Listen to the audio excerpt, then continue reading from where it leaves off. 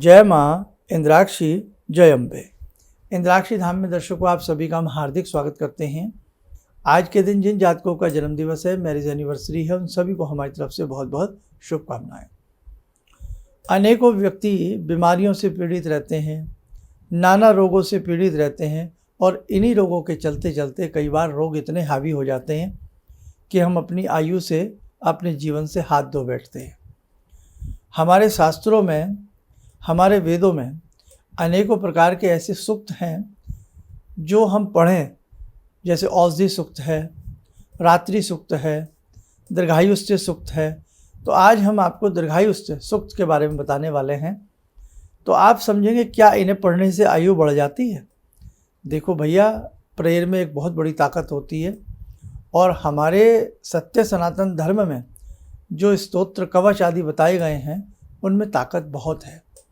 अब ये कोई अंधविश्वास की बात नहीं है। आप विश्वास से किसी काम को करेंगे तो निश्चित आपको लाभ मिलेगा। किसी न किसी रूप में इस संसार में, इस प्रकृति में, इस यूनिवर्स में कोई गॉड फादर हैं, ये सब मानते हैं, अपने अपने रूप से मानते हैं।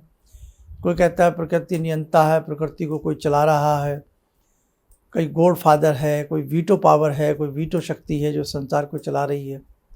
लेकिन हम सनातन धर्म में हम स्पष्ट मानते हैं कि हमारे देवी देवता हैं, हमारे भगवान हैं, हमारे ऋषि मुनि हैं। तो हमारी सोच कुछ थोड़ा सा अलग टाइप से है। अलग टाइप से क्यों है? क्योंकि हमारा पूर्ण विश्वास भगवान के ऊपर है। हमारा पूर्ण विश्वास किंतु परंतु ना करते हुए अपने आराध्य भगवान के प्रति है कि ईश्वर हैं, भगवान हैं और भगवान हमारी रक्षा भी करते हैं।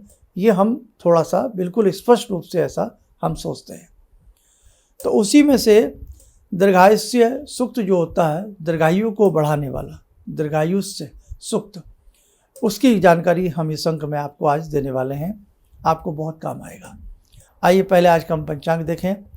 5 मई सन 2025 दिन सोमवार, संवत 2082, वैशाख मास, शुक्ल पक्ष, तिथि आज अष्टमी है, नक्षत्र आश्लेषा, राहु काल 7:30 से 9, दिशा शूल पूर्व दिशा।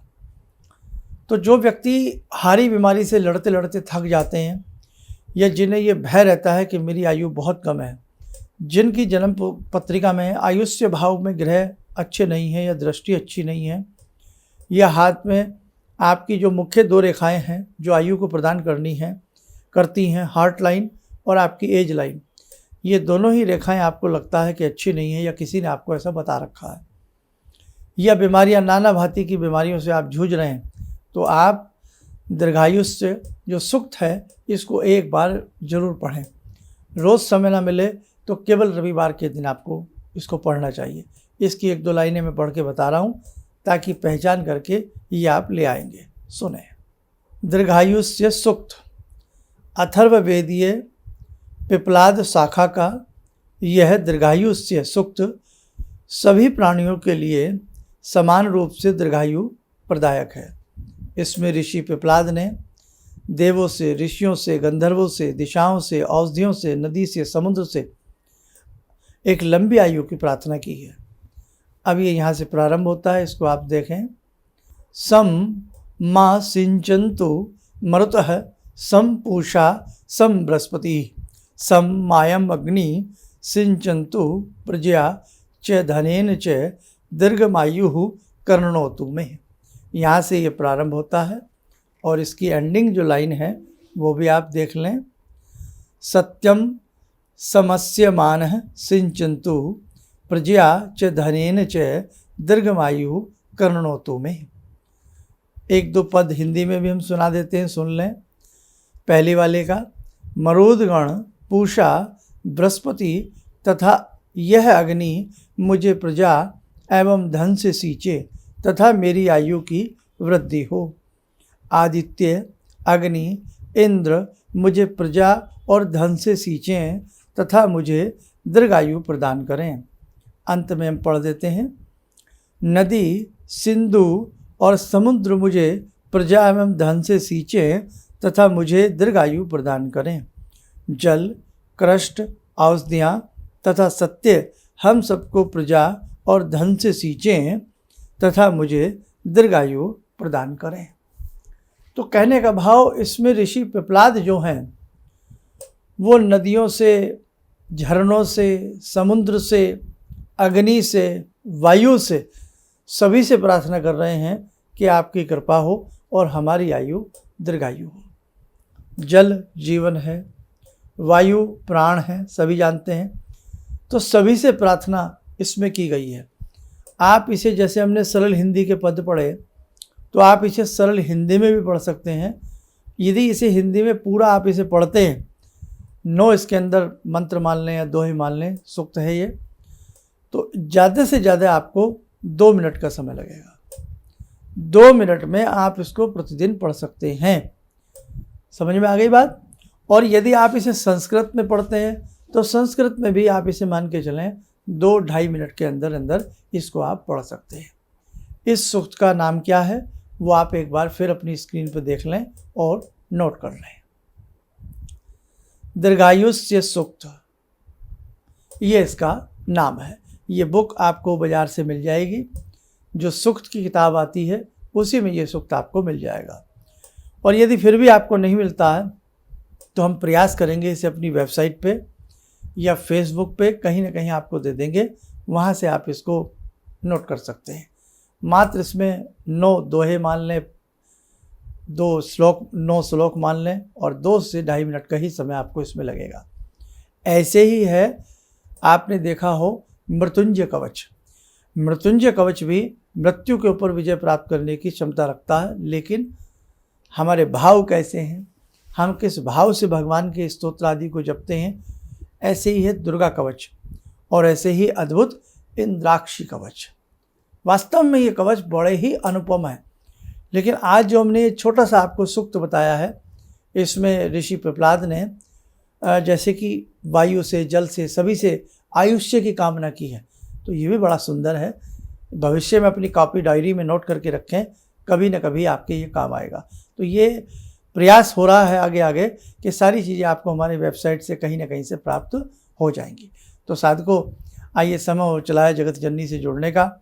वो भगवती, वो भक्त वत्सला हम सबकी आयु को सुंदर बनावे, हम सबके जीवन को सुंदर बनावे, हमें शुभ आशीष प्रदान करें। ॐ सिन्दूरारुणविग्रहां त्रिनयनां माणिक्यमूलस्फुरात् स्तारानायकशेखरं स्मितमुखी भापेन वाक्षोरुवां पाणिभ्यामलपूर्णरत्नचषकां रत्नोत्परां बिभ्रति सौम्यां रत्नघटस्थरक्तचरणां ध्यायेत्पराम् अम्बिकां खड्गं चक्रगदेषु चापपरिगान् शूलम्बुशुण्डिं शिरा शङ्खं संदधतीं करे स्त्रीनयनां सर्वाङ्गभूषावृतां नीलास्मद्युतिमास्य पाददशकां सेवे महाकालिकां यामास्तो स्वपितैहरो कमलजो हन्तुं मधुं कैटवम् विद्युद्दामसमप्रभां मृगपते स्कन्दस्थितां भीषणां कन्या विहकरवालखेटविलसा धस्ताविरासेवितां हस्तैश्चक्रगदाशिखेटविशिखां चापं गुणं तर्जनीं विप्राणामलिलात्मिकां शशिधरां दुर्गां त्रिनेत्रां भजे। कवच बना लें, ध्यान करें, भगवती का शुभ आशीष हम सबके ऊपर बरस रहा है।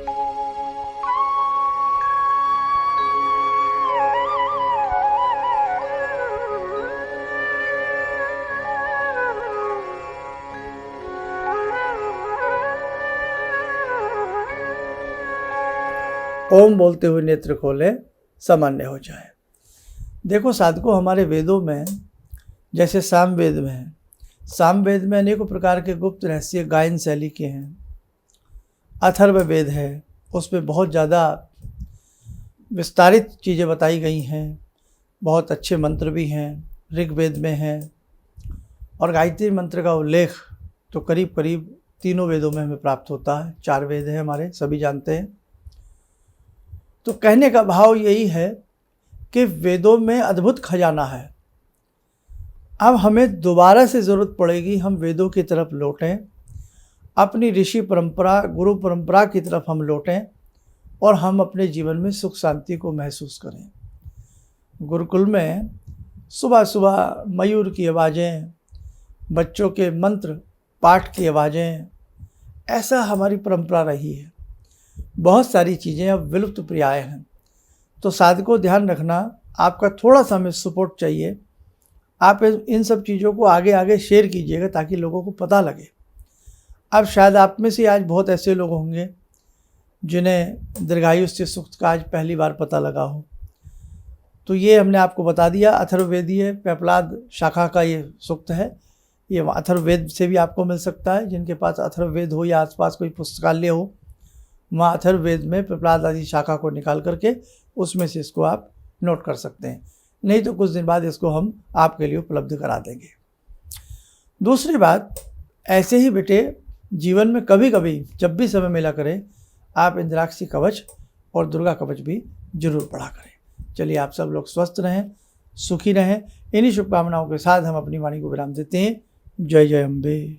मेरी बहुत दिन से दिली इच्छा थी कि आप जैसे कोई मुझे धर्मात्मा पर महापुरुष मिलें और मैं वहाँ जाके जुड़ के और देश समाज से के लिए कुछ कर पाऊँ। कई चीज़ें हैं समाज में, समाज सेवा में भी मन में वो शांति नहीं मिली। जैसे आप समझ सकते हैं कि बहुत सारी गड़बड़ियाँ भी रहती हैं। आज का अनुभव यही है कि मुझे आस लगता है कहीं सही रास्ता मिल गया है, सही मंजिल मिल गई है। जो मैं करना चाहती थी शायद अब मैं कर पाऊँगी। किसी भी समस्या के समाधान के लिए मिले प्रसिद्ध हस्तरेखा एवं वास्तु विशेषज्ञ प्रोफेसर धर्मेंद्र शर्मा जी से। नोट: शिविर में भाग लेने हेतु एवं व्यक्तिगत रूप से मिलने के लिए कॉल करने का समय सुबह 10 बजे से शाम 6 बजे तक। हमारे विभिन्न ज्ञानवर्धक कार्यक्रम देखने के लिए आप हमें अभी सब्सक्राइब करें, बेल आइकन को प्रेस करें ताकि आप देख सकें हमारा कार्यक्रम सबसे पहले। और अधिक जानकारी के लिए फेसबुक पेज को लाइक करना न भूलें।